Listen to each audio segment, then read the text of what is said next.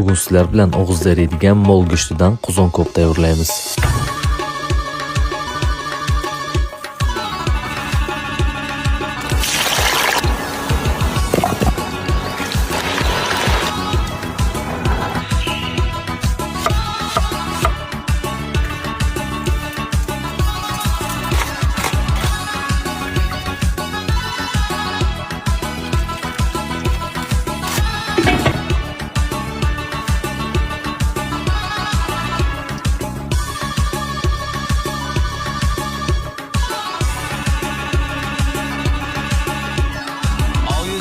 Can bile tabandama, mihri roşan dil beki tabandama, mihri